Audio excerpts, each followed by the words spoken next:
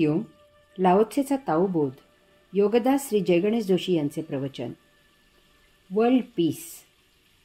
The Tao never does, yet through it everything is done.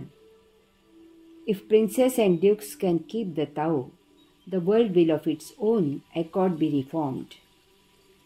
When reformed and rising to action, let it be restrained by the nameless, pristine simplicity. The nameless, pristine simplicity is stripped of desire for contention. By stripping of desire, quiescence is achieved and the world arrives at peace of its own accord. विश्वशांती. ताओ कधीही काही करत नाही, परंतु त्यामधूनच सर्व काही केले जात असते. जर राजपुत्र आणि मोठे मोठे सरदार ताओ प्रणाली जाणतील तर विश्वाची घडी आपली आपण पुन्हा सुस्थितीत येईल. जेव्हा ती पुन्हा सुस्थितीत येऊन कार्यरत होईल तेव्हा ती त्या अनाम जुन्या साध्या सरळतेने अनुशासित होऊ दे. ती अनाम जुनी साधी सरळता वादविवाद कुरघोडी यापासून इच्छारहित आहे. वादविवाद कुरघोडी यापासून इच्छारहितता निश्चलता प्राप्त करते आणि त्या योगे विश्व आपले आपण प्रशांती प्राप्त करते. मीला स्थान नको. लाओत्से म्हणतो की ताओ कधीही काही करत नाही, परंतु त्यामधूनच सर्व काही केले जात असते. यामधून लाओत्से आपल्याला एक फार मोलाचा आणि महत्त्वाचा संदेश देत आहे. आपण ताओचा त्या परम आत्मब्रह्माचाच अंश आहोत. तेव्हा ज्या अर्थी ताओ स्वतः कधीही काहीही करत नाही, त्या अर्थी त्याचाच एक अंश असणारे आपणही कधीही काहीही करत नाही. तसेच ज्या अर्थी ताओमधूनच सर्व काही केले जात असते, त्या अर्थी त्याचाच एक अंश असणाऱ्या आपल्यामधूनच सर्व काही केले जात असते. आपण अनेक गोष्टी करतो, त्यामुळे विनाकारण आपल्याला कर्त्याचा भाव निर्माण होतो की मी केले. हा मी महाघातक आहे. ताओमधून प्रेरणा उत्स्फूर्तपणे स्फुरण होत असतात. लक्षात घ्यावे की स्फुरण दिले जात नाही, ते आपोआप येत असते. त्या प्रेरणेमुळे सर्व काही घडत असते. लक्षात घ्यावे की घडवले जात नाही. आपण काहीही करू शकत नाही. हां, एक आहे की ते सर्व आपल्या शरीराच्या माध्यमातून होत असल्यामुळे आपला असा गैरसमज होतो की ते आपणच केले. वास्तवात तसे काही नसते. जे काही आपल्याला वाटते तो आभास असतो. सूर्य उगवतो, पृथ्वीवर त्या योगे ऊर्जा प्रसवते आणि चल अचल सजीव निर्जीव सर्व जणात कर्म घडते. सूर्यासह कोणीही काहीही करत नाही. बीजातून झाड अंकुरते, त्याला यथा कालावधी पाने फुले फळे धरतात. ते बीज किंवा तो अंकुर किंवा ते झाड काहीही करत नाही. हे सर्व आपोआप होत असते. त्या झाडाप्रमाणेच आपल्या जीवनात अनेक स्थित्यंतरे घडत असतात. आपण काहीही करत नाही. आपण एक छानपैकी माध्यम आहोत, परंतु मी तयार झाला की ते छान माध्यम अशुद्ध होते. एकदा का हे अशुद्ध झालेले माध्यम पुन्हा शुद्ध करणे शक्य होत नाही. त्यामुळे भोगाने भोग वाढत जातात आणि अंशात्म्याला येथे ते संपवण्यासाठी पुन्हा पुन्हा जन्ममरण स्वीकारावे लागते. मी आभास आहे, मिथ्या आहे आणि त्यामुळे त्याचा त्याग करता येत नाही किंवा त्याचा नाश करता येत नाही. तो अस्तित्वातच नाही. तो आपला एक भ्रम आहे. या भ्रमिष्ठावस्थेत आपण जीवन जगत असतो. आपल्याला भास होतो की आपण फार कर्तृत्ववान आहोत. त्या भ्रमात आपण अनेक उपभोग निर्माण करतो आणि जन्ममरणाच्या फेऱ्यात अडकतो.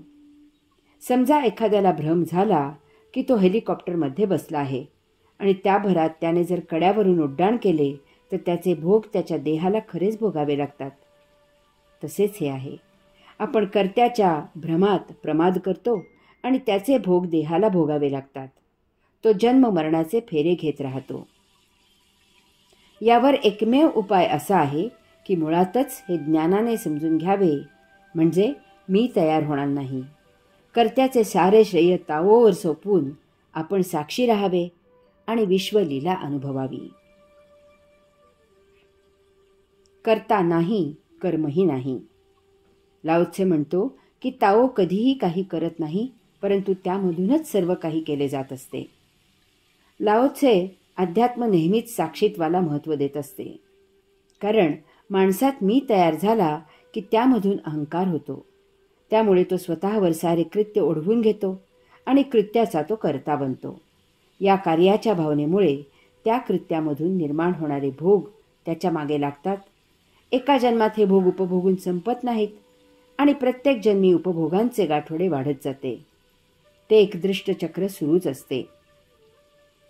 यामुळे लाओ त्से सारखे साधू संत, संन्यासी, योगी सतत उपदेश करत असतात की जीवनाला साक्षी रहा. आपण केवळ निमित्त आहोत, आपण करते नाही. त्या ताओमधून प्रेरणा होऊन क्रिया व्हावी असे सारे काही घडत असते. येथे कर्म होत नसते आणि त्यामुळे कोणी काही कर्मही करत नाही. ताओ करता नाही, त्यामुळे येथे कर्मही होत नाही.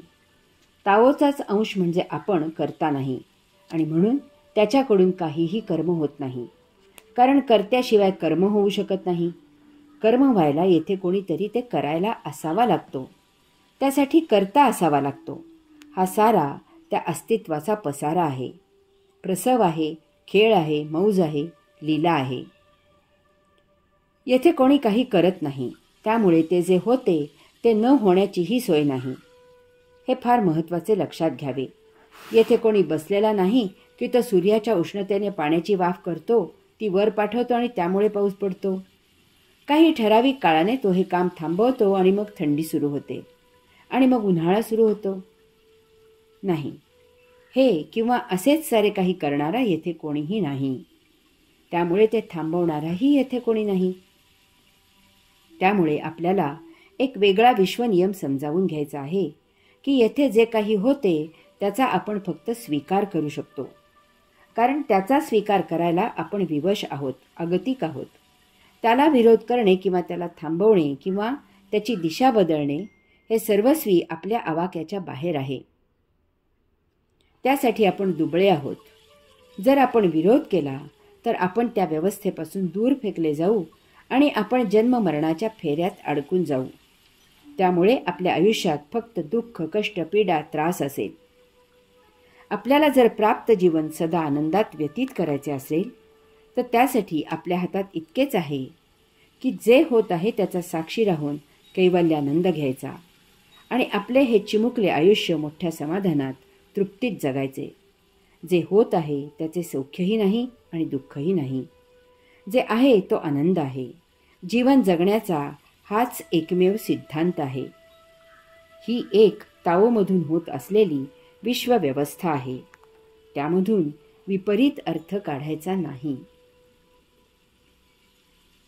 हरि ओम.